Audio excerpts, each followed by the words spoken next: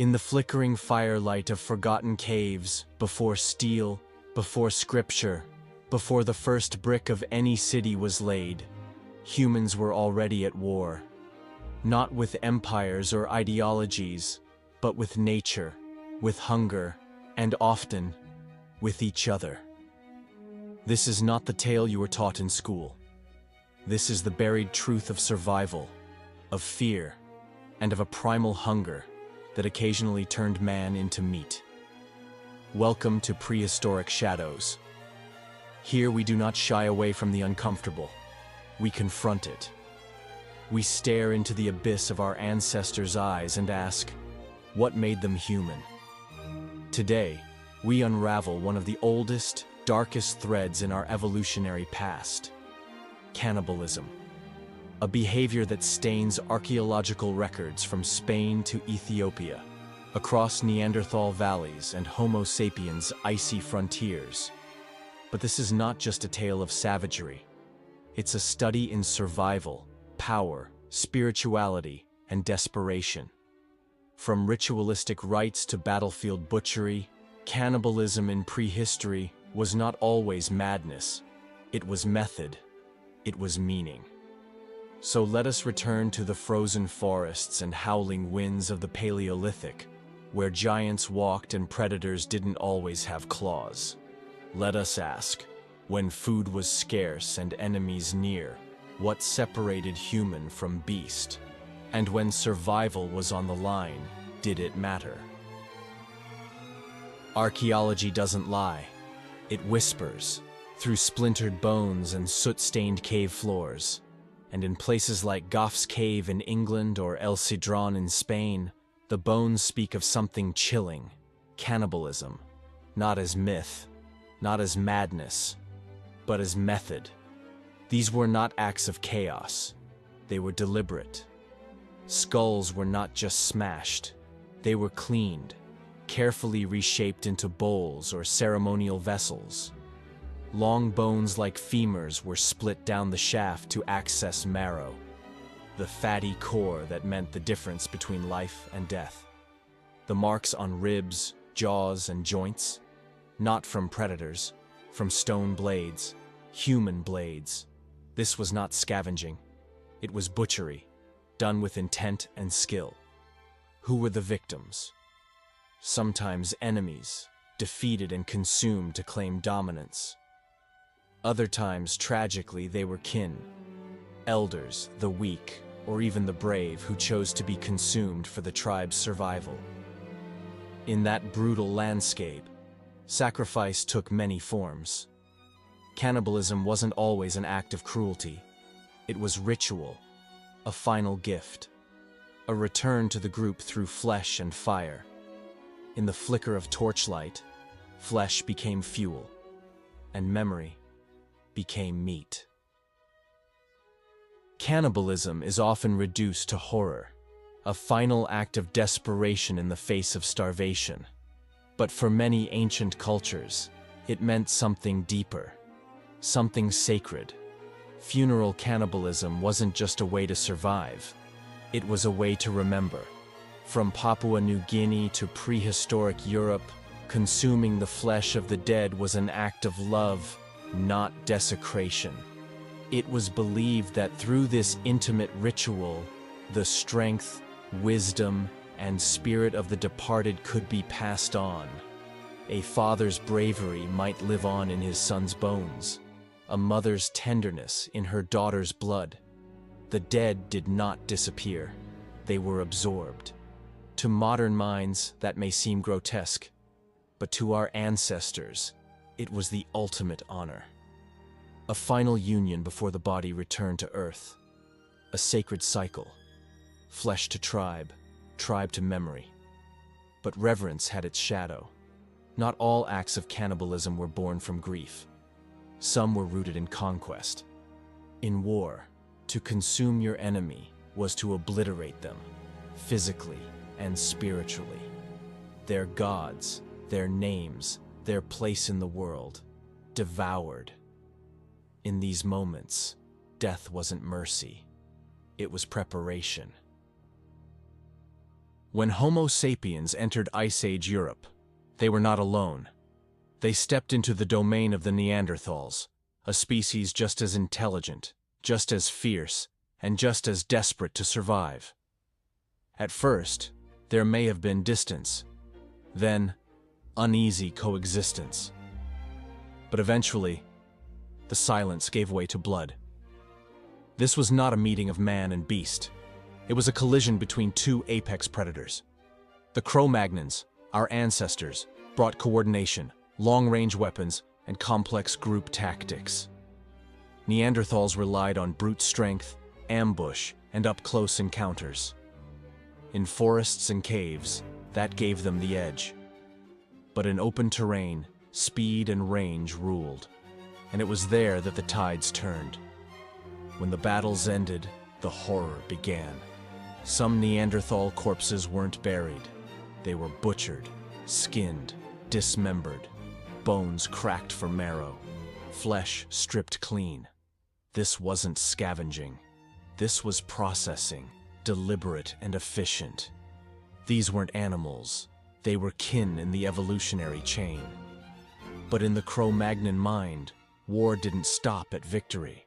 It ended with consumption, with dominance made literal. And in this cold, primal world, one species didn't just outlive the other, it devoured it. The Cro-Magnons were not just survivors, they were giants in every sense. Towering over 6 feet tall, broad-shouldered and barrel-chested, they cut imposing figures against the icy backdrop of Paleolithic Europe. Their skulls rivaled modern humans in volume, suggesting not just size, but intellect.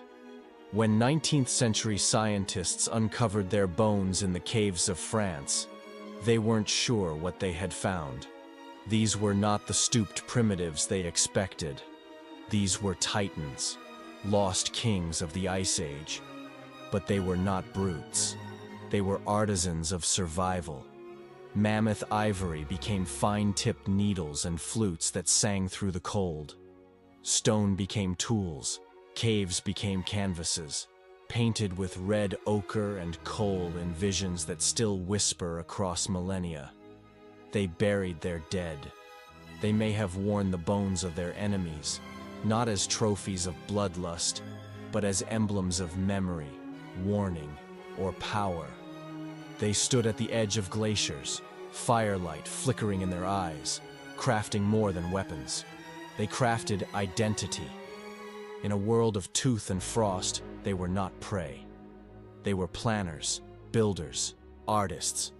And when the ice roared, they stood tall and ruled. Bone masks, skulls worn like helmets, rib cages arranged as altars, limbs placed with eerie precision. At the mouths of caves, human remains weren't hidden. They were showcased. These were not the acts of mindless brutality. These were deliberate symbolic displays, monuments of fear, silent warnings to all who approached. This place is claimed in blood and bone. This was psychological warfare before the word existed. In a world without writing, horror was the loudest language. The sun-bleached face of a fallen enemy, stripped of flesh and mounted high, told a story without sound.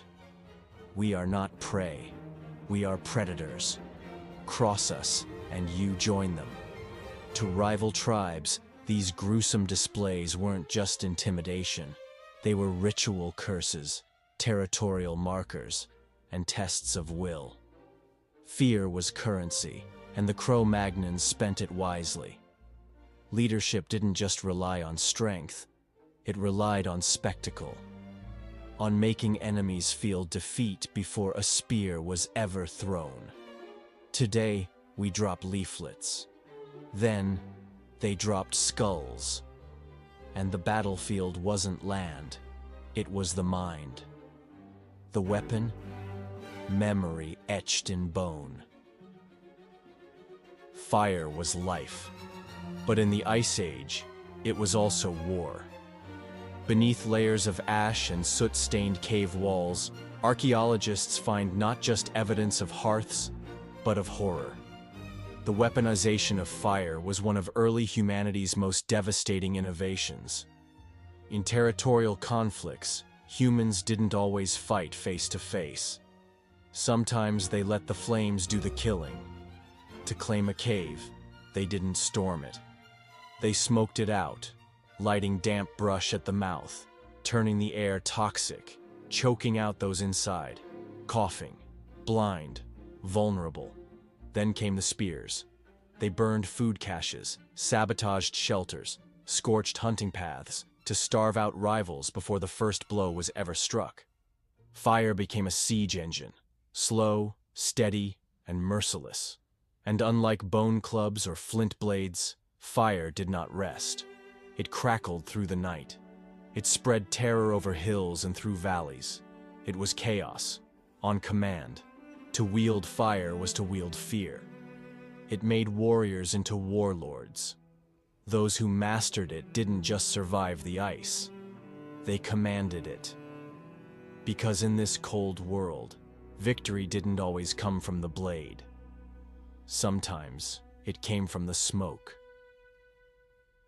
Before the Neanderthals, before Cro-Magnon supremacy, there was Homo heidelbergensis, ancient, towering, mysterious.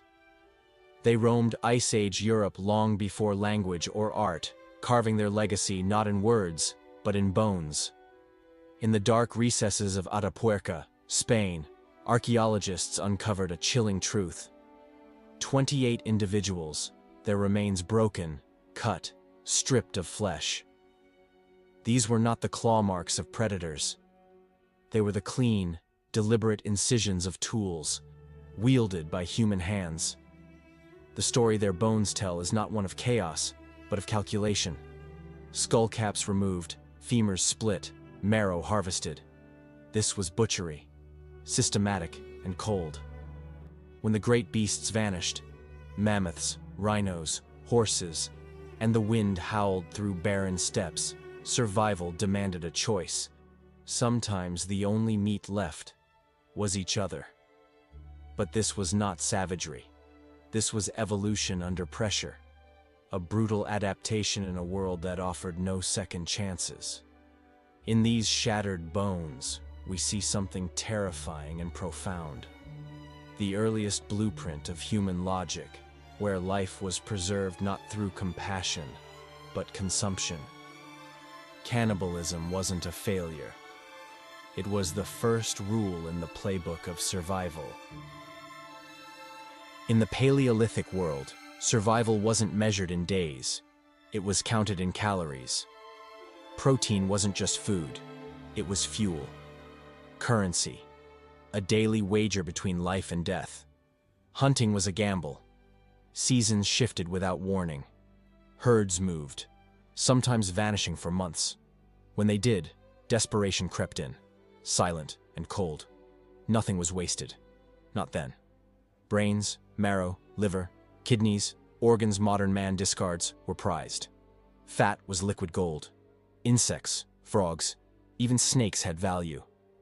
But when the traps were empty and the forest went quiet, when hunger turned from discomfort into danger, they turned to the last reserve: each other.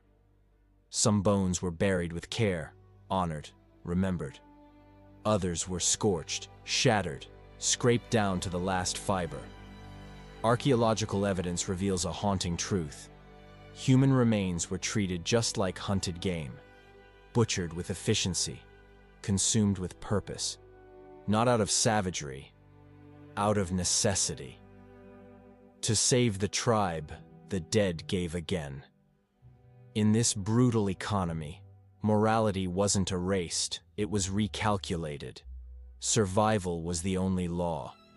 Because when the cold came for everything, meat was meat.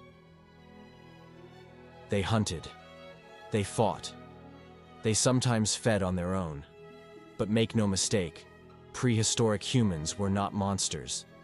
They were human. United States. Stripped bare by nature's indifference, yet held together by something remarkably enduring: solidarity. In those harsh, unrelenting landscapes, survival meant unity. Small bands lived as one body. Food was shared equally. Elders were not cast aside, they were cherished, keepers of memory and skill. Wounded hunters were tended to, not abandoned. These were not scattered beasts. They were communities, built on trust. Around firelight, language flickered into being. Grunts became meaning. Gestures became stories. Culture was born not from luxury, but from necessity. Even cannibalism, as terrible as it seems, was sometimes an act of love. A parent feeding a child with the last resource left. An elder giving their body so the clan might see spring. In such moments, flesh was not desecration. It was devotion. A final sacrifice. Before law. Before gods. Before names were carved into stone. There was care. And in that care, the first spark of what it meant to be human. They hunted not in safety, but in shadow. Beneath the silent gaze of the moon, when the cold bit deepest and fear lingered in every breath, ancient humans moved with purpose. Firelight flickered against stone walls as they prepared, not for battle, but for something more dangerous: survival. Out there waited death with teeth, cave lions with jaws like bear traps, hyenas with bone-crushing power, saber-tooths that stalked in silence and struck without warning. Man was not born the apex predator. He became it. They hunted in packs, not with brute force, but with unity, strategy. Whistles cut through the night. Hand signals flicked like sparks in the dark. Every motion mattered, every step, life or death. One misstep, one hesitation, and the tribe went hungry, or worse. But when they succeeded, it was more than meat. It was momentum. It was status. The hunter who returned fed not just bellies, but legends. Around the fire, the tale of that kill would be told, etched into memory. So they went again, night after night, into the cold, into the unknown. Not for glory, but because extinction was always waiting. Every hunt was war, and every meal, a miracle. Why stare into the abyss of our past? Because it stares back, not in judgment, but in revelation. These aren't just tales of blood and bone. They are the rough blueprints of humanity, unedited, unforgiving, and utterly essential. Our evolution wasn't a staircase, it was a battlefield. We didn't rise in a straight line. We crawled, through famine, through fear, through firelight and frostbite. We clawed our way forward, inch by inch, learning not just how to survive, but how to become something more. From cannibal fires flickered the first sparks of empathy. From stone blades came art. The same hands that once butchered to endure would one day carve gods, build cities, write love poems on walls. Domination became protection. Hunger gave way to ritual. Memory became meaning. Art, morality, belief. They were not born in spite of our suffering. They were forged in it. To know who we are is to know where we come from. And where we come from is not clean. It is shadow, ash, sacrifice. But it is also where the first light began. To understand ourselves, we must kneel before the bones and listen.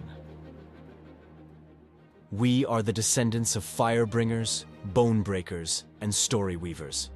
Survivors of ice, hunger, and time itself. We did not inherit the earth gently.